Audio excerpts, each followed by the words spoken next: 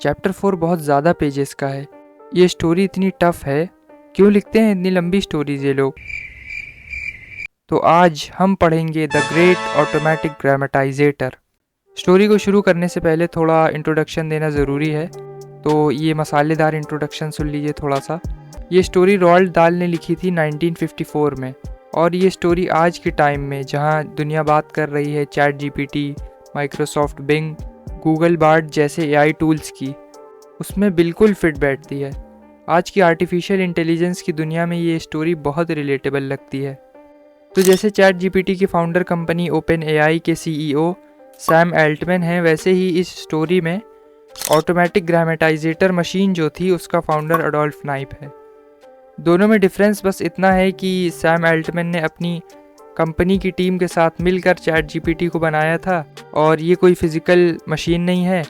और अडोल्फ नाइप ने अपने बॉस मिस्टर जॉन बोलेन की मदद से ये ऑटोमेटिक ग्रामेटाइजेटर को बनाया था, जो एक फिजिकल मशीन है। तो चलिए शुरू करते हैं इस स्टोरी को। Well Knipe my boy, now that it's finished, I just called you in to tell you I think you have done a fine job. इस सेंटेंस में मिस्टर बोलेन जो है वो तारीफ कर रहे हैं नाइप की, और जो उसने काम करा है उससे वो बहुत खुश हैं। Adolph Knipe stood still in front of Mr Bohlen's desk. There seemed to be no enthusiasm in him at all. तो जब मिस्टर बोलेन ने ये कहा तो अडोल्फ नाइप जो था वो एकदम शांत खड़ा था मिस्टर बोलेन की डेस्क के सामने। उसके फेस पर कोई स्माइल नहीं दिखी, कोई खुशी नहीं दिखी उसके चेहरे पर। जब कोई तारीफ करता है तो थोड़ी खुशी होती है, अच्छा लगता है, लेकिन नाइप के साथ ऐसा कुछ भी नहीं हुआ। आर्नट यू प्लीज्ड? मिस्टर बोलेन ने पूछा। Oh yes mister Bohlen. Did you see what the paper said this morning? तुमने आज का न्यूज़पेपर नहीं देखा क्या? No sir I didn't. फिर मिस्टर बोलेन एक फोल्डेड न्यूज़पेपर निकालते हैं और उसको पढ़ना शुरू करते हैं।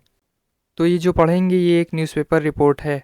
The building of the great automatic computing engine ordered by the government some time ago is now complete.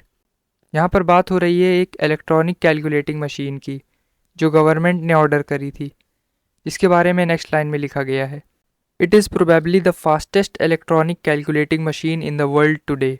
It's function is to satisfy the ever increasing need of science, industry and administration for rapid mathematical calculation, which in the past by traditional methods would have been physically impossible or would have required more time than the problems justified।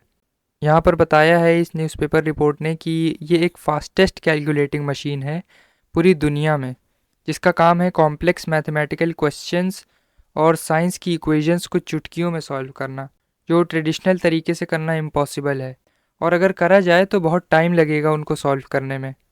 The speed with which the new engine works, said Mr John Bohlen, head of the firm of electrical engineers mainly responsible for its construction, may be grasped by the fact that it can provide the correct answer in 5 seconds to a problem that would occupy a mathematician for a month। Mister John बोलेन जो head हैं electrical engineers firm के, उन्होंने कहा कि इस calculating machine की speed का आइडिया इस बात से लगाया जा सकता है कि जिस प्रॉब्लम को सॉल्व करने में एक मैथमेटिशियन को 1 महीना लगेगा, उसको ये मशीन सिर्फ 5 सेकंड्स में सॉल्व कर देगी। मिस्टर बोलेन ने ये चीज़ नाइप के सामने नहीं बोली, ये प्रिंटेड था उस न्यूज़पेपर में। In 3 minutes it can produce a calculation that by hand, if it were possible, would fill 500,000 sheets of foolscap paper. ये जो ऑटोमेटिक कंप्यूटिंग इंजन है वो एक ऐसी कैलकुलेशन जिसको सॉल्व करने में करीब 500,000 शीट्स लगती फूलस्कैप पेपर की, उसको सिर्फ 3 मिनट्स में सॉल्व कर सकता है ये। फूलस्कैप पेपर एक सस्ता पेपर होता है जिसको लिखने के लिए यूज़ करा जाता है, जैसे कमेंट शीट्स होती हैं, बस उसी टाइप का होता है फूलस्कैप पेपर भी। The automatic computing engine uses pulses of electricity generated at the rate of 1,000,000 a second to solve all calculations that resolve themselves into addition, subtraction, multiplication and division. For practical purposes there is no limit to what it can do। क्या क्या कर सकता है ये computing engine और कैसे ये calculate करता है, ये सब लिखा है यहाँ पर। इलेक्ट्रिसिटी की मदद से ये सॉल्व करता है जो 1 मिलियन पर सेकेंड के हिसाब से निकलती हैं। तो बेसिकली यहाँ पर इसकी पावर्स के बारे में लिखा है। Mr Bohlen glanced up at the long melancholy face of the younger man. Mr Bohlen ने ऊपर देखा नाइप के फेस पर, तो उनको सैडनेस दिखी उसके फेस पर। मेलेंकली का मतलब सैडनेस, दुखी दिखा उसका चेहरा। आंट यू प्राउड नाइप, आंट यू प्लीज्ड, क्या तुम खुश नहीं हो नाइप, क्या तुम्हें गर्व नहीं हो रहा अपने काम पर? ऑफ कोर्स मिस्टर बोलेन, जी मिस्टर बोलेन, मैं बहुत खुश हूँ, मैं बहुत खुश हूँ अपने इस अचीवमेंट से। I don't think I have to remind you that your own contribution specially to the original plans was an important one. In fact, I might go so far as to say that without you and some of your ideas, this project might still be on the drawing boards today. मुझे नहीं लगता कि मुझे तुम्हें याद दिलाना पड़ेगा कि तुम्हारे एफर्ट्स की वजह से, तुम्हारी मेहनत से हम ये कंप्यूटिंग मशीन बना पाए हैं। बल्कि मैं तो यहाँ तक कहूँगा कि तुम्हारे बिना और तुम्हारे आइडियाज़ के बिना ये प्रोजेक्ट अभी भी ड्राइंग बोर्ड पर होता। अगर तुम ना होते तो ये कंप्यूटिंग इंजन ना बन पाता और ये अभी भी प्लानिंग वाले स्टेज पर ही होता। अडोल्फ नाइप moved his finger on the carpet and he watched the two small white hands of his chief, the nervous finger playing with a paper clip and bending it, straightening out the hairpin curves. He didn't like the man's hands. He didn't like his face either, with the tiny mouth and the narrow purple-colored lips. It was unpleasant the way only the lower lip moved when he talked. इस paragraph में narrator ने एकदम detail में बताया है उस scene के बारे में, और ये आपके एग्ज़ाम्स के लिए इम्पॉर्टेंट पैराग्राफ है क्योंकि इससे क्वेश्चंस भी बन सकते हैं। एमसीक्यू टाइप क्वेश्चन या फिजिकल अपीयरेंस या कैरेक्टर स्केच वाले क्वेश्चंस इससे बन सकते हैं। तो इसमें मिस्टर बोलेन की फ़िज़िकल अपीयरेंस को बताया गया है।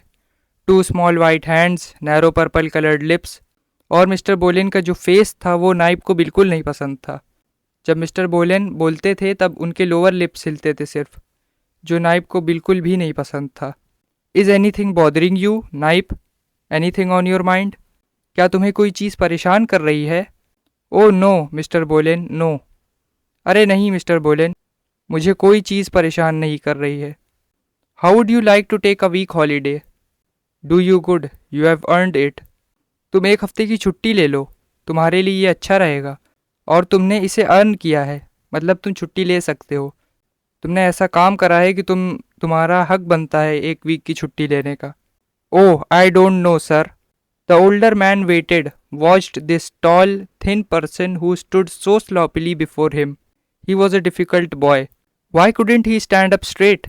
Always drooping and untidy, with spots on his jacket and hair falling all over his face. अभी एडोल्फ नाइप का फिजिकल अपीयरेंस बताया गया है कि वो लंबा और पतला था, और मिस्टर बोलेन के सामने वो ऐसे लेजी टाइप टेढ़ा मेढ़ा खड़ा था। Why couldn't he stand up straight? ये सीधा क्यों नहीं खड़ा होता है, हमेशा लटका हुआ क्यों खड़ा रहता है? उसकी जैकेट्स पर स्पॉट्स थे और उसके बाल उसके चेहरे पर आते थे। अब जो सौरभ जोशी को देखते होंगे उनको पता होगा, तो सौरभ जोशी की तरह उसके बाल उसके चेहरे पर आते थे। I'd like you to take a holiday Knipe, you need it.